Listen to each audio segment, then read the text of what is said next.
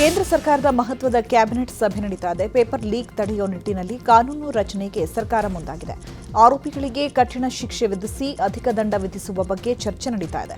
ತಪ್ಪಿತಸ್ಥರಿಗೆ ದೀರ್ಘಾವಧಿ ಜೈಲು ಶಿಕ್ಷೆ, ಹೆಚ್ಚಿನ ದಂಡ ಹಾಗೂ ವಿಚಾರಣೆಯನ್ನ ಪೂರ್ಣಗೊಳಿಸಲು ಕಡ್ಡಾಯ ಗಡುವು ವಿಧಿಸುವ ಬಗ್ಗೆ ಚರ್ಚೆ ಮಾಡಲಾಗುತ್ತಿದೆ. ಇನ್ನು ಸಂಘಟಿತ ಅಪರಾಧಕ್ಕೆ 5 ರಿಂದ 10 ವರ್ಷ ಜೈಲು ಹಾಗೂ ಕನಿಷ್ಠ 1 ಕೋಟಿ ದಂಡ ವಿಧಿಸುವ ಅವಕಾಶದ ಬಗ್ಗೆಯೂ ಚರ್ಚೆ ಮಾಡಲಾಗ್ತಾ ಇದೆ. ಸೋನಂ ವಾಂಗ್ಚುಕ್ ಜೊತೆ ಸಭೆ ನಡೆಸಿದ ಬಳಿಕ ಇದೀಗ 2ನೇ ಬಾರಿ ಸಿಜೆಪಿ ಜೊತೆ ಸಭೆ ನಡೆಸಲು ಕೇಂದ್ರ ಸರ್ಕಾರ ನಿರ್ಧರಿಸಿದೆ. ಕಾನ್ಸ್ಟಿಟ್ಯೂಷನಲ್ ಕ್ಲಬ್ನಲ್ಲಿ ಆಯೋಜನೆಯಾಗಿರುವ ಸಭೆಗೆ ಸಿಜೆಪಿಯ ನಾಯಕರು ಭೇಟಿ ಕೊಟ್ಟಿದ್ದಾರೆ.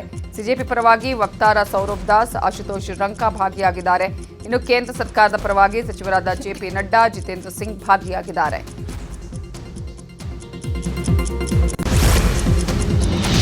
ಹೋರಾಟಗಾರ ಸೋನಂ ವಾಂಗ್ಚುಕ್ರನ್ನ ಕೇಂದ್ರ ಸರ್ಕಾರ ಅಪಹರಿಸಿದೆ ಅಂತ ಸಿಜೆಪಿ ಸಂಸ್ಥಾಪಕ ಅಭಿಜಿತ್ ದೀಪ್ಗೆ ಆರೋಪಿಸಿದ್ದಾರೆ. ದೆಹಲಿಯಲ್ಲಿ ಮಾತನಾಡಿದ ಅವರು, ವಿದ್ಯಾರ್ಥಿಗಳ ಧ್ವನಿಯನ್ನ ಹತ್ತಿಕ್ಕಲು ಕೇಂದ್ರ ಸರ್ಕಾರ ಪ್ರಯತ್ನ ಪಡ್ತಾ ಇದೆ. ಧರ್ಮೇಂದ್ರ ಪ್ರಧಾನ್ ರಾಜೀನಾಮೆ ನೀಡುವವರೆಗೂ ನಮ್ಮ ಹೋರಾಟ ಮುಂದುವರಿಯಲಿದೆ ಅಂತ ಹೇಳಿದರು. देश के लिए मुझे लगता है इन लोगों ने सोनम सर को किडनैप करके रखा हुआ था. जेपी नड्डा मिल पाते लेकिन अपोजिशन का कोई भी एमपी उनसे मिल नहीं पाता है. हमारे टीम के लोग गए थे, उनसे भी मिलने नहीं दिया गया था. तो सरकार ने एक तरीके से सोनम सर को किडनैप करके रखा हुआ था. But I am very glad, I am very happy, very relieved. Sonam sir ने अपने हंगर स्ट्राइक तोड़ दिए क्योंकि हम भी वही चाहते थे. हम उसकी रिक्वेस्ट भी कर रहे थे बिकॉज उनकी जो जान है इस देश के लिए और स्टूडेंट्स के लिए, देश के एजुकेशन सिस्टम के लिए बहुत ज़्यादा इंपॉर्टेंट है. प्रोटेस्ट कॉल ऑफ नहीं होगा, प्रोटेस्ट कॉल ऑफ नहीं होगा क्योंकि ये मूवमेंट अब एक अभिजीत दीप्ते या एक सोनम वांगचुक सर का नहीं है.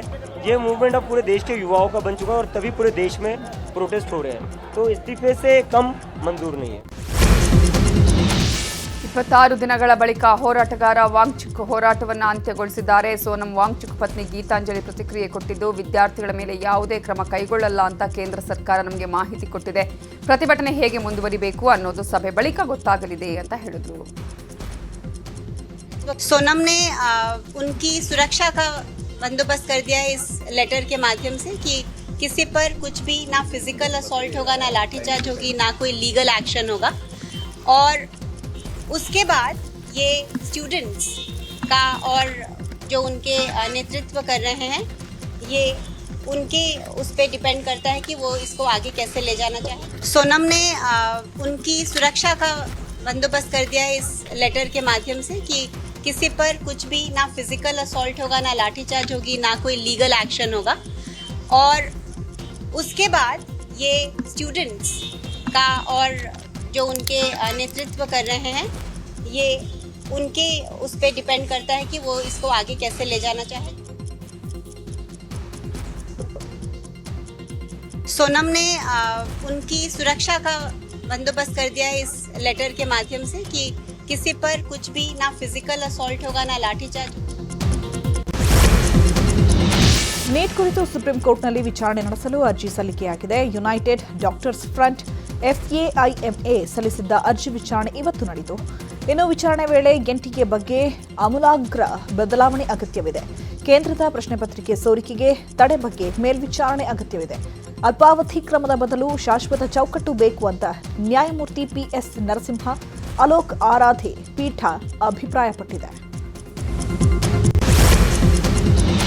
ಸಂಸತ್ನ ಉಭಯ ಸದನಗಳಲ್ಲಿ ನೀಟ್ ಕೋಲಾಹಲ ಪ್ರತಿಧ್ವನಿಸಿದೆ. ಶಿಕ್ಷಣ ಸಚಿವ ಧರ್ಮೇಂದ್ರ ಪ್ರಧಾನ್ ರಾಜೀನಾಮೆಗೆ ವಿಪಕ್ಷಗಳು ಪಟ್ಟು ಹಿಡಿದಿವೆ. ಲೋಕಸಭೆಯಲ್ಲಿ ಸಂಸದೀಯ ವ್ಯವಹಾರಗಳ ಸಚಿವ ಮಾತನಾಡಿ, ಚರ್ಚೆಗೆ ಕೇಂದ್ರ ಸರ್ಕಾರ ಸಿದ್ಧ ಇದೆ ಅಂತ ಹೇಳಿದರು. ಕೇಂದ್ರ ಸಚಿವರ ಹೇಳಿಕೆ ಮಧ್ಯೆಯೂ ಗಲಾಟೆ ನಡೆದಿದೆ. ವಿಪಕ್ಷಗಳ ಗಲಾಟೆ ಹಿನ್ನೆಲೆ ಕಲಾಪವನ್ನು ಸೋಮವಾರಕ್ಕೆ ಮುಂದೂಡಿಕೆ ಮಾಡಲಾಯಿತು. ಇನ್ನು ರಾಜ್ಯಸಭೆಯಲ್ಲೂ ನೀಟ್ ಕೋಲಾಹಲ ಪ್ರತಿಧ್ವನಿಸಿದೆ. ಧರ್ಮೇಂದ್ರ ಪ್ರಧಾನ್ ರಾಜೀನಾಮೆಗೆ ವಿಪಕ್ಷಗಳು ಆಗ್ರಹಿಸಿವೆ. आप शुरू से चर्चा मांग रहे थे और सरकार ने चर्चा के लिए तैयार भी हो गए थे. आपने फिर एक कंडीशन लगाया चर्चा नहीं कराने के लिए. हमने फिर से आपको अपील किया, कल भी, आज सुबह में KC वेणुगोपाल जी को भी मैंने फिर से अपील किया है कि आपने क्या किया है. उन्होंने आग्रह किया है कि आज जिस नीट की परीक्षा को लेकर के उस पर चर्चा आप चाहते हैं, उस पर सरकार ने क्या कार्रवाई की.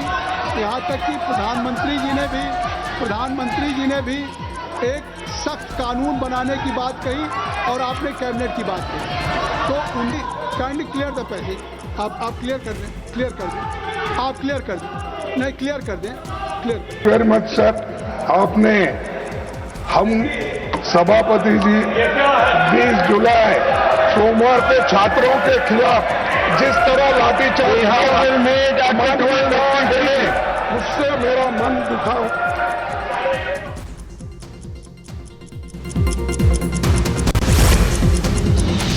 ಕೇಂದ್ರ ಸರ್ಕಾರದ ಮುಂದೆ ವಿಪಕ್ಷಗಳು 3 ಬೇಡಿಕೆ ಇಟ್ಟಿವೆ. ಶಿಕ್ಷಣ ಸಚಿವ ಧರ್ಮೇಂದ್ರ ಪ್ರಧಾನ್ ಕೂಡಲೇ ರಾಜೀನಾಮೆ ಕೊಡಬೇಕು, ಮಕ್ಕಳ ಮೇಲೆ ಲಾಠಿ ಬೀಸಿದವರ ವಿರುದ್ಧ ಕ್ರಮ ಆಗಬೇಕು, ಕೇಂದ್ರ ಸರ್ಕಾರ ವಿದ್ಯಾರ್ಥಿಗಳ ಕ್ಷಮೆಯಾಚಿಸಬೇಕು ಅಂತ ವಿಪಕ್ಷಗಳು ಆಗ್ರಹಿಸಿದೆ. ಕೇಂದ್ರ ಸರ್ಕಾರದ ವಿರುದ್ಧ ವಿಪಕ್ಷಗಳು ಪ್ರತಿಭಟನೆ ಮುಂದುವರೆಸಿದ್ದು ಜಂತರ್ ಮಂತರ್ನಲ್ಲೂ ಪ್ರತಿಭಟನೆ ಮುಂದುವರೆದಿದೆ.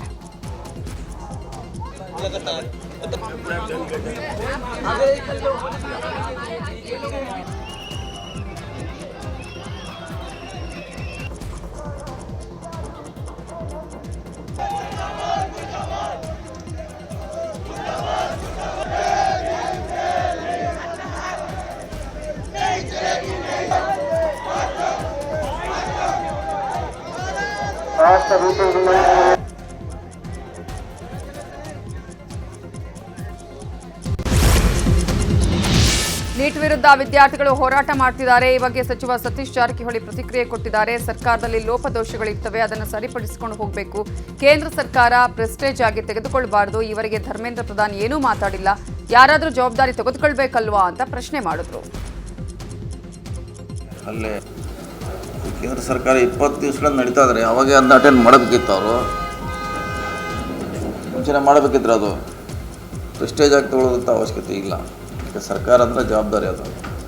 ಏನೇ ಇದ್ರೆ ಕೇಳಬೇಕು, ಪರಿಹಾರ ಮಾಡಬೇಕು. ಯಾರು ಒಬ್ಬರು ಹೋಗ್ತಾ ಇಲ್ಲ ಅಂದರೆ ಭಾಳ ಆಶ್ಚರ್ಯ. ಅದರ ಮೇಲೆ ಅಲ್ಲೇ ಇದಾವ ಆಗ್ತಿರಲಿಲ್ಲ.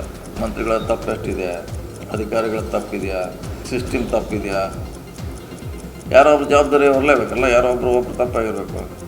ಯಾರನ್ನತ್ತ ಸರ್ಕಾರ ಹೇಳಬೇಕು, ಇಂಥವ್ರು ತಪ್ಪಾಗಿದೆ, ಇವ್ರ ಮ್ಯಾಗೆ ಆಕ್ಷನ್ ತೊಗೊಂಡಿದ್ದೀವಿ.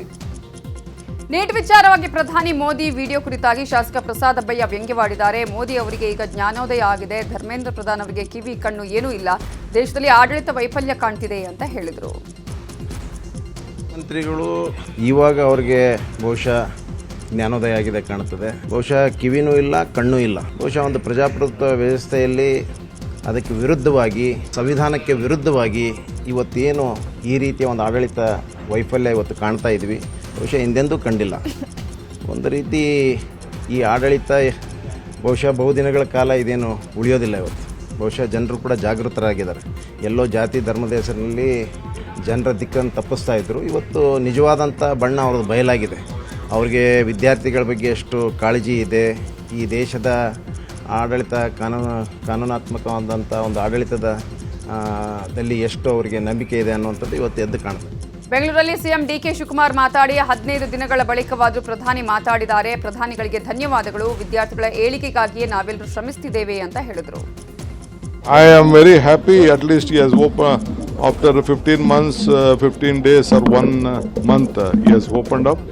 I think that is important. Without, we all work for our children's future and the youth future. At least now I think he has opened up, the entire country has opened up. Thanks for him. NEET ಪ್ರಶ್ನೆ ಪತ್ರಿಕೆ ಸೋರಿಕೆ ಪ್ರಕರಣ ಖಂಡಿಸಿ ಕೇಂದ್ರ ಸರ್ಕಾರದ ವಿರುದ್ಧ ಆಕ್ರೋಶ ಭುಗಿಲೆದ್ದಿದೆ. ಹುಬ್ಬಳ್ಳಿಯ ಕಿಮ್ಸ್ ಮುಖ್ಯ ಗೇಟ್ ಮುಂಭಾಗ ವಿದ್ಯಾರ್ಥಿಗಳು ಪ್ರತಿಭಟನೆ ನಡೆಸಿದ್ದಾರೆ. ಬ್ಯಾರಿಕೇಡ್ ಹತ್ತಿ ರಸ್ತೆಗೆ ತಡೆದು ಪ್ರಯತ್ನ ಪಟ್ಟಿದ್ದಾರೆ. ಪ್ರತಿಭಟನೆಗೆ ಕಿಮ್ಸ್ ಮುಖ್ಯ ದ್ವಾರದ ಬಳಿ 100 ಜನರನ್ನ ವಶಕ್ಕೆ ಪಡೆಯಲಾಗಿದೆ. ಪ್ರತಿಭಟನೆ ಹಿಂಸಾಚಾರಕ್ಕೆ ತಿರುಗಿದ ಹಿನ್ನೆಲೆ ಪ್ರತಿಭಟನಾಕಾರರನ್ನ ವಶಕ್ಕೆ ಪಡೆಯಲಾಗಿದೆ.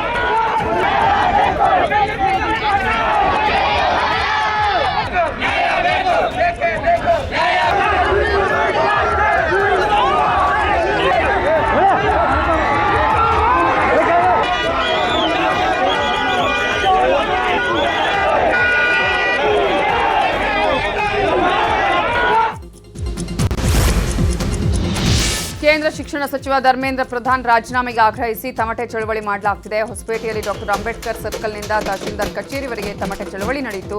ದಲಿತ ಸಂಘರ್ಷ ಸಮಿತಿ ಭೀಮಮಾರ್ಗ ಸಂಘಟನೆ ವತಿಯಿಂದ ತಮಟೆ ಬಾರಿಸುತ್ತಾ ಕೇಂದ್ರ ಸರ್ಕಾರದ ವಿರುದ್ಧ ಆಕ್ರೋಶ ವ್ಯಕ್ತಪಡಿಸಿದರು.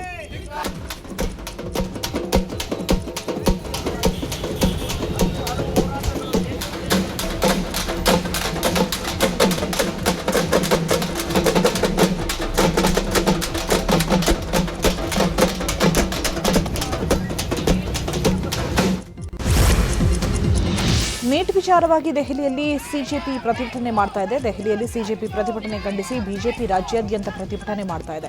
ಹಾಸನದಲ್ಲಿ ಮಾನವ ಸರಪಳಿ ರಚಿಸಿ ಬಿಜೆಪಿ ವತಿಯಿಂದ ಪ್ರತಿಭಟನೆ ಮಾಡಲಾಯಿತು. ವಿದ್ಯಾರ್ಥಿಗಳನ್ನು ರಾಜಕೀಯವಾಗಿ ಬಳಸಿಕೊಳ್ಳಲಾಗ್ತಾ ಇದೆ, ದೇಶ ವಿರೋಧಿ ಶಕ್ತಿಗಳು ವಿದ್ಯಾರ್ಥಿಗಳ ದಿಕ್ಕು ತಪ್ಪಿಸ್ತಾ ಇವೆ ಅಂತ ಪ್ರತಿಭಟನಾಕಾರರು ಆರೋಪಿಸಿದರು.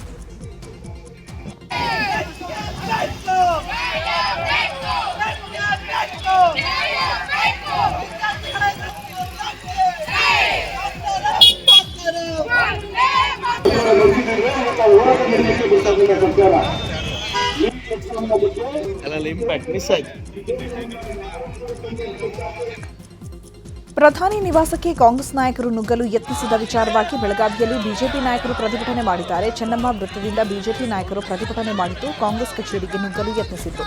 ಈ ವೇಳೆ ಪೊಲೀಸರು ಹಾಗೂ ಬಿಜೆಪಿ ನಾಯಕರ ನಡುವೆ ತಳ್ಳಾಟ, ನೂಕಾಟ ನಡೆಯಿತು.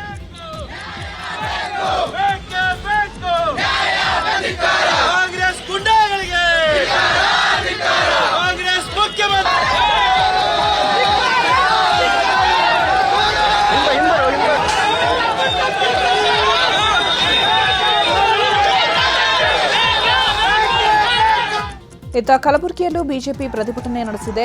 ಎಸ್ಪಿಪಿ ವೃತ್ತದಿಂದ ಕಾಂಗ್ರೆಸ್ ಕಚೇರಿವರೆಗೆ ಪ್ರತಿಭಟನೆ ನಡೆಸಿದ ಬಿಜೆಪಿ ಕಾರ್ಯಕರ್ತರನ್ನ ಮಾರ್ಗ ಮಧ್ಯೆಯೇ ತಡೆಯಲಾಗಿದೆ. ಈ ವೇಳೆ ಪೊಲೀಸರು ಹಾಗೂ ಬಿಜೆಪಿ ನಾಯಕರ ನಡುವೆ ತಳ್ಳಾಟ, ನೂಕಾಟ ನಡೆದಿದೆ. ಮಾಜಿ ಶಾಸಕ ದತ್ತಾತ್ರೇಯ ಪಾಟೀಲ್, ಶಾಸಕ ಅವಿನಾಶ್ ಜಾಧವ್ ಸೇರಿದಂತೆ ಹಲವು ಬಿಜೆಪಿ ನಾಯಕರನ್ನ ಬಂಧಿಸಲಾಯಿತು.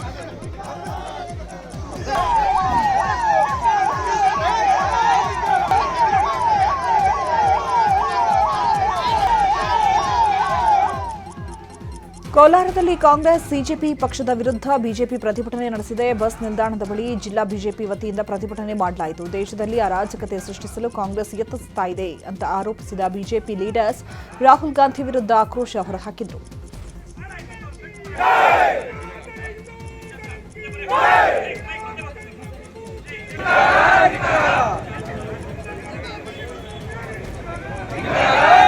ಚಿತ್ರದುರ್ಗದಲ್ಲೂ ಕಾಂಗ್ರೆಸ್ ವಿರುದ್ಧ ಬಿಜೆಪಿ ಕಾರ್ಯಕರ್ತರು ಪ್ರತಿಭಟನೆ ಮಾಡಿದ್ದಾರೆ. ಎಂಎಲ್ಸಿ ನವೀನ್ ನೇತೃತ್ವದಲ್ಲಿ ಪ್ರತಿಭಟನೆ ನಡೆದಿದ್ದು ಕಾಂಗ್ರೆಸ್ ಕಚೇರಿಗೆ ನುಗ್ಗಲು ಬಿಜೆಪಿ ನಾಯಕರು ಯತ್ನಿಸಿದರು. ಇದೇ ವೇಳೆ ಕಾಂಗ್ರೆಸ್ ಕಾರ್ಯಕರ್ತರು ಕೂಡ ಪ್ರತಿಭಟನೆ ನಡೆಸಿದ್ದು ಬಿಜೆಪಿ ನಾಯಕರ ವಿರುದ್ಧ ಘೋಷಣೆ ಕೂಗಿತ್ತು.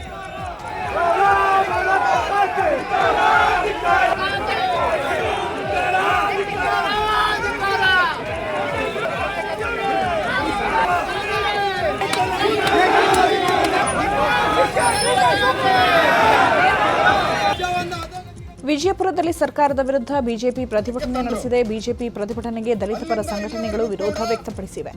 ಅಂಬೇಡ್ಕರ್ ವೃತ್ತದಲ್ಲಿ ಬಿಜೆಪಿ ದಲಿತ ಸಂಘಟನೆಗಳು ಮುಖಾಮುಖಿಯಾಗಿದ್ದು ಏಕಾಏಕಿ ಪ್ರತಿಭಟನೆ ಪ್ರಾರಂಭಿಸಿದ ದಲಿತ ಸಂಘಟನೆಗಳ ಕಾರ್ಯಕರ್ತರನ್ನ ವಶಕ್ಕೆ ಪಡೆಯಲಾಗಿದೆ.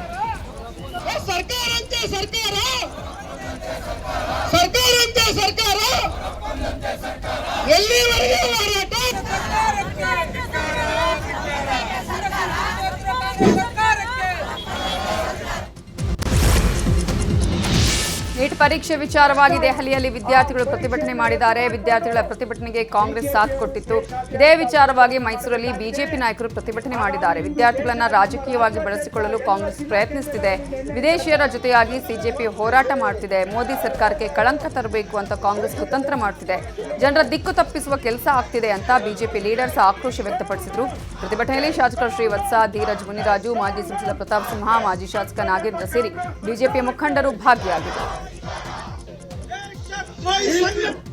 ಖಂಡಿತ ಅದು ಅಕ್ಷಮ್ಯ ಅಪರಾಧನೇ. ಆದ್ರೆ ಆ ಅಪರಾಧವನ್ನ ಮಾಡಿದ್ದಾರು ಪುಣೆ ಬೇಸ್ಡ್ ಒಂದು ಕೋಚಿಂಗ್ ಇನ್ಸ್ಟಿಟ್ಯೂಷನ್, ಅದರಲ್ಲಿ ಅಧಿಕಾರಿಗಳು ಇನ್ವಾಲ್ವ್ ಆಗಿದ್ರು. ಅಧಿಕಾರಿಗಳೇನು ನರೇಂದ್ರ ಮೋದಿ ಅವರು ಬಂದಾದ ನಂತರ ಅಪಾಯಿಂಟ್ ಆದವರಲ್ವಲ್ಲ, ಕಾಂಗ್ರೆಸ್ ಕಾಲದಲ್ಲಿ ಇರೋಂತಾರೆ ತಾನೆ. ಆದ್ರೆ ಮೋದಿ ಅವರು ಅದನ್ನ ಅಷ್ಟು ಜನನ ಪತ್ತೆ ಹಚ್ಚಿ ಇವತ್ತು ಅವರಿಗೆ ಪೊಲೀಸ್ ಮಾಡೋ ಕೆಲಸವನ್ನ ಮಾಡಿದರೆ.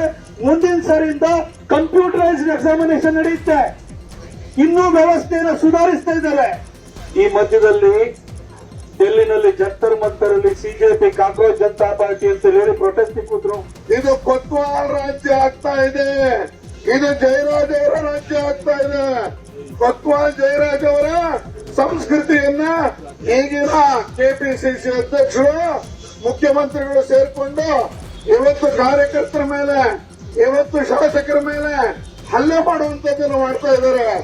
ಬಂಧುಗಳೇ, ನೀಟ್ ಪರೀಕ್ಷೆ ಹೇಳಿದ್ರು ಎಲ್ರೂ ನೀಟ್ ಪರೀಕ್ಷೆಯಲ್ಲಿ ಆಯ್ತು, ಪೇಪರ್ ಲೀಕ್ ಆಯ್ತು, ಧರ್ಮೇಂದ್ರ ಪ್ರಧಾನ್ ರಾಜೀನಾಮೆ ಕೊಟ್ಬಿಟ್ರೆ ಈ ಸಮಸ್ಯೆಗೆ ಪರಿಹಾರ. ನೀಟ್ ಪ್ರಶ್ನೆ ಪತ್ರಿಕೆ ಸೋರಿಕೆ ವಿಚಾರವಾಗಿ ದೆಹಲಿಯಲ್ಲಿ ವಿದ್ಯಾರ್ಥಿಗಳು ಪ್ರತಿಭಟನೆ ಮಾಡ್ತಿದ್ದಾರೆ. ಇನ್ನು ಪ್ರತಿಭಟನೆಯಲ್ಲಿ ಮುಸ್ಲಿಂ ಮೌಲ್ವಿಗಳು ಭಾಗಿಯಾಗಿದ್ರು.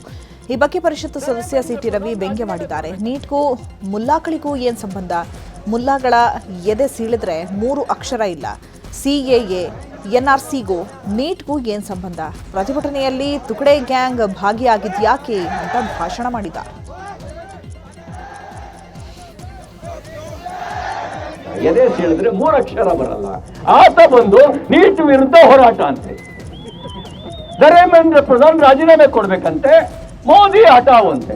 ನಾನು ನಿಮ್ಮನ್ನು ಕೇಳಕ್ ಬಯಸ್ತೇನೆ, ನಿನ್ನ ಎದೆ ಸೀಳಿದ್ರೆ 3 ಅಕ್ಷರ ನಿಮ್ಮ ಎದೆ ಒಳಗಡೆ ಇಲ್ಲ, ನೀನು ನೀಟ್ ಬಗ್ಗೆ ಮಾತಾಡ್ತೀಯ.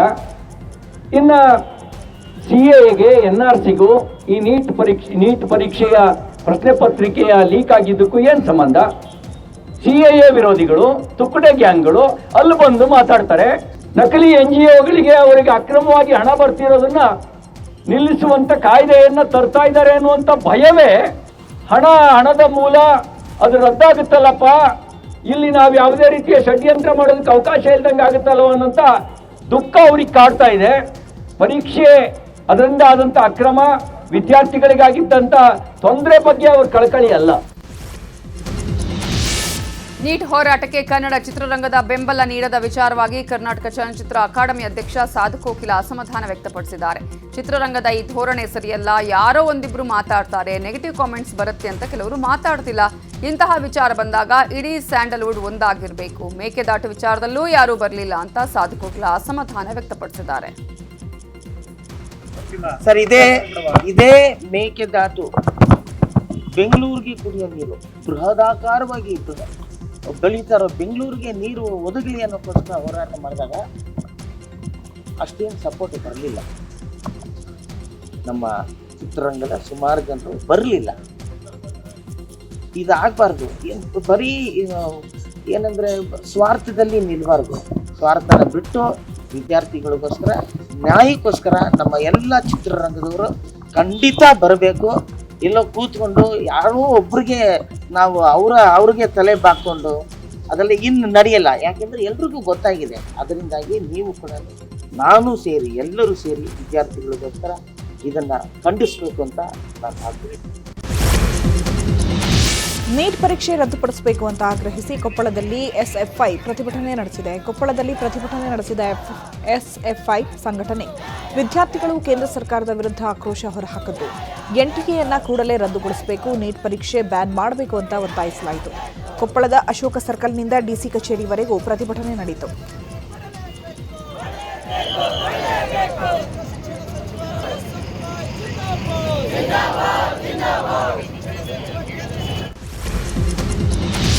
ಮೊನ್ನೆ ಪ್ರತಿಭಟನೆ ವೇಳೆ ಬಿಜೆಪಿ ಶಾಸಕ ಬಿಪಿ ಹರೀಶ್ ಮೇಲೆ ಮೊಟ್ಟೆ ಎಸೆಯಲಾಗಿತ್ತು. ಘಟನೆ ಖಂಡಿಸಿ ರಾಮನಗರದಲ್ಲಿ ಬಿಜೆಪಿ ಕಾರ್ಯಕರ್ತರು ಪ್ರತಿಭಟನೆ ಮಾಡಿದ್ದಾರೆ. ಐಜೂರು ವೃತ್ತದ ಬಳಿ ಪ್ರತಿಭಟನೆ ಮಾಡಿದ ಬಿಜೆಪಿ ಕಾರ್ಯಕರ್ತರು ಕಾಂಗ್ರೆಸ್ ನಾಯಕರ ವಿರುದ್ಧ ಘೋಷಣೆ ಕೂಗಿ ಆಕ್ರೋಶ ವ್ಯಕ್ತಪಡಿಸಿದರು.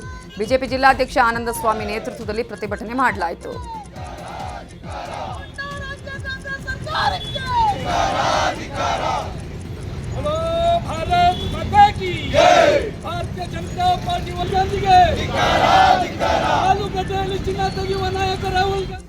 ಶಾಸಕ ಹರೀಶ್ ಮೇಲೆ ಮೊಟ್ಟೆ ಎಸೆತ ಖಂಡಿಸಿ ಬೀದರಲ್ಲೂ ಪ್ರತಿಭಟನೆ ನಡೆಯಿತು. ಗಣೇಶ ಮೈದಾನದಿಂದ ತಹಶೀಲ್ದಾರ್ ಕಚೇರಿವರೆಗೆ ಬೃಹತ್ ಪ್ರತಿಭಟನಾ ರ್ಯಾಲಿ ನಡೆಯಿತು. ರಾಜ್ಯ ಸರ್ಕಾರದ ವಿರುದ್ಧ ಘೋಷಣೆ ಕೂಗಿ ಬಿಜೆಪಿ ಕಾರ್ಯಕರ್ತರು ಆಕ್ರೋಶ ವ್ಯಕ್ತಪಡಿಸಿದರು.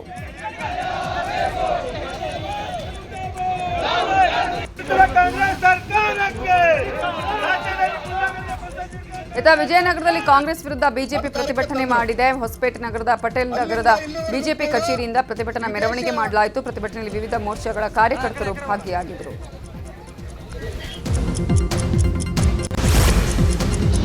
ಕಾವೇರಿ ಮೇಕೆದಾಟು ವಿವಾದವನ್ನು ಸೌಹಾರ್ದಯುತವಾಗಿ ಬಗೆಹರಿಸಲು ತಮಿಳುನಾಡು ಸಿಎಂ ವಿಜಯ್ ಮುಂದಾಗಿದ್ದಾರೆ. ಈ ಬಗ್ಗೆ ಸಿಎಂ ಡಿಕೆ ಶಿವಕುಮಾರ್ಗೆ ಪತ್ರ ಬರೆದ ವಿಜಯ್, ಎರಡೂ ರಾಜ್ಯದ ಸಿಎಂಗಳು ಕುಳಿತು ಈ ಬಗ್ಗೆ ಚರ್ಚೆ ಮಾಡೋಣ ಅಂತ ಹೇಳಿದ್ದಾರೆ. ವಿಜಯ್ ಆಲೋಚನೆಗೆ ಸಿಎಂ ಡಿಕೆ ಶಿವಕುಮಾರ್ ಕೂಡ ಓಕೆ ಅಂದಿದ್ದಾರೆ. ಬೆಂಗಳೂರಲ್ಲಿ ಮಾತನಾಡಿದ ಸಿಎಂ ಡಿಕೆ ಶಿವಕುಮಾರ್, ತಮಿಳುನಾಡು ಸರ್ಕಾರದೊಂದಿಗೆ ಮಾತುಕತೆಗೆ ನಾವು ಸಿದ್ಧ ಅಂತ ಹೇಳಿದರು.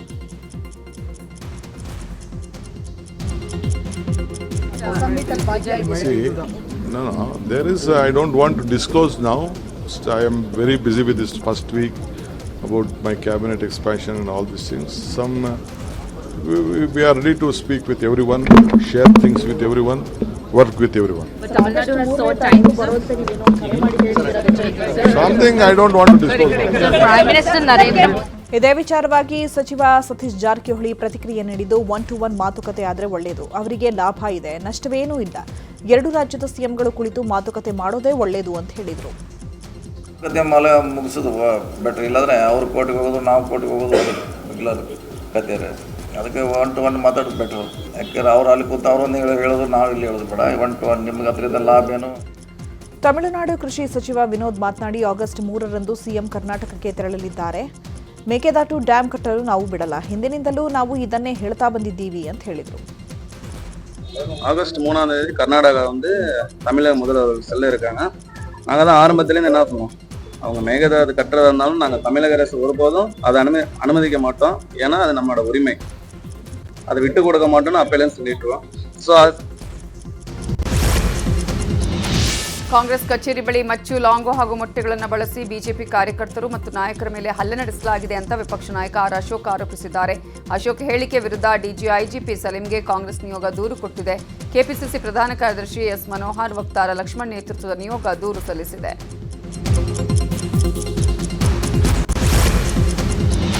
ಜಕ್ಕೂರಿನಲ್ಲಿರುವ ಸರ್ಕಾರಿ ವೈಮಾನಿಕ ತರಬೇತಿ ಶಾಲೆಗೆ ಡಿಸಿಎಂ ಪರಮೇಶ್ವರ್ ಭೇಟಿ ನೀಡಿದ್ದಾರೆ. ಸರ್ಕಾರಿ ವೈಮಾನಿಕ ತರಬೇತಿ ಸಂಸ್ಥೆಯ ಪರವಾನಗಿ ನವೀಕರಣ ಮಾಡಲಾಗಿದೆ. 2031ರವರೆಗೆ ಜಕ್ಕೂರು ವೈಮಾನಿಕ ತರಬೇತಿ ಶಾಲೆಯ ಪರವಾನಗಿಯನ್ನ ಡಿಜಿಸಿಎ ನವೀಕರಣ ಮಾಡಿದೆ. ಈ ಹಿನ್ನೆಲೆ ಇವತ್ತು ವೈಮಾನಿಕ ಶಾಲೆಗೆ ಭೇಟಿ ನೀಡಿದ ಪರಮೇಶ್ವರ್ ತರಬೇತಿ ಶಾಲೆಯ ಸ್ಥಿತಿಗತಿಗಳ ಬಗ್ಗೆ ಪರಿಶೀಲಿಸಿದರು. ನವೆಂಬರ್ 17ರಿಂದ 19ರವರೆಗೆ ಬೆಂಗಳೂರಲ್ಲಿ ಟೆಕ್ ಸಮ್ಮೇಳನ ನಡೆಯಲಿದೆ. ಇದರ ಪೂರ್ವಭಾವಿಯಾಗಿ ಇವತ್ತು ಸಭೆ ನಡೆಯಿತು. ಸಭೆ ಬಳಿಕ ಸಚಿವ ಪ್ರಿಯಾಂಕ್ ಖರ್ಗೆ ಮಾತನಾಡಿದ್ದು, ಹಿಂದಿನ ಆವೃತ್ತಿಯಲ್ಲಿ 25,000 ಡೆಲಿಗೇಟ್ಸ್ ಭಾಗಿಯಾಗಿದ್ದರು. ಈ ಬಾರಿ ಡೀಪ್ ಟೆಕ್ ನವೋದ್ಯಮಕ್ಕೆ ಜಾಗತಿಕ ಮಾರುಕಟ್ಟೆ ಒದಗಿಸುವ ಬಗ್ಗೆ ಚರ್ಚೆ ನಡೆಯಲಿದೆ ಅಂತ ಹೇಳಿದರು. ಕೆಎಂಎಫ್ನಿಂದ ನಂದಿನಿ ಬ್ರ್ಯಾಂಡ್ನ ತುಪ್ಪ, ಬೆಣ್ಣೆ ದರವನ್ನು ಏರಿಕೆ ಮಾಡಲಾಗಿದೆ. ಈ ಹಿನ್ನೆಲೆ ಬೆಣ್ಣೆ, ತುಪ್ಪ ಹೆಚ್ಚು ಬಳಸುವ ಹೋಟೆಲ್ಗಳಲ್ಲಿ ದರ ಏರಿಕೆ ಮಾಡುವ ಸಾಧ್ಯತೆ ಇದೆ. ಈ ಬಗ್ಗೆ ಹೋಟೆಲ್ ಮಾಲೀಕರ ಸಂಘದ ಅಧ್ಯಕ್ಷ ಪಿಸಿ ರಾವ್ ಪ್ರತಿಕ್ರಿಯೆ ಕೊಟ್ಟಿದ್ದು, ನಾವೆಲ್ಲರೂ ಕೆಎಂಎಫ್ ತುಪ್ಪವನ್ನೇ ಅಡುಗೆಗೆ ಬಳಕೆ ಮಾಡ್ತೀವಿ. ತುಸು ದರ ಏರಿಕೆಯಾದರೂ ದರ ಏರಿಕೆ ಮಾಡಲ್ಲ. ಆದರೆ ಬೆಣ್ಣೆ ದರ 50 ರೂಪಾಯಿ ಏರಿಕೆಯಾಗಿದೆ, ಹೀಗಾಗಿ ನಾವು ಬೆಲೆ ಏರಿಕೆ ಮಾಡೋದು ಅನಿವಾರ್ಯ ಅಂತ ಹೇಳಿದರು.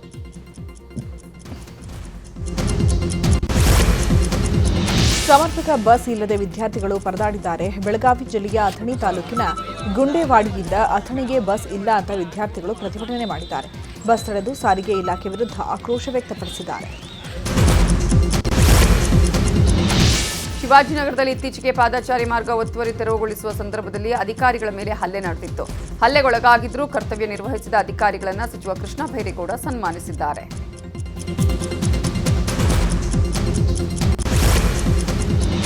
ಮಹಾರಾಷ್ಟ್ರ ಪಶ್ಚಿಮ ಘಟ್ಟಗಳಲ್ಲಿ ಮಳೆ ಅಬ್ಬರ ಮುಂದುವರೆದಿದೆ. ರಾಜ್ಯಕ್ಕೆ ಅಪಾರ ಪ್ರಮಾಣದ ನೀರು ಹರಿದು ಬರ್ತಿದೆ. ಬೆಳಗಾವಿ ಜಿಲ್ಲೆಯ ಚಿಕ್ಕೋಡಿ ತಾಲೂಕಿನ ಕೃಷ್ಣ, ದೂದಗಂಗಾ, ವೇದಗಂಗಾ ನದಿಗಳಿಗೆ ಒಳಹರಿವು ಹೆಚ್ಚಿದೆ. ದಾವಣಗೆರೆ ಜಿಲ್ಲೆಯ ಹರಿಹರ ತಾಲೂಕಿನ ಗುತ್ತೂರು ಗ್ರಾಮದಲ್ಲಿ ಮಳೆಗಾಗಿ ವಿಶೇಷ ಪೂಜೆ ಮಾಡಲಾಗಿದೆ. ಮಳೆಗಾಗಿ ಶಾಸ್ತ್ರೋಕ್ತವಾಗಿ ಕತ್ತೆಗಳ ಮದುವೆ ಮಾಡಲಾಯಿತು.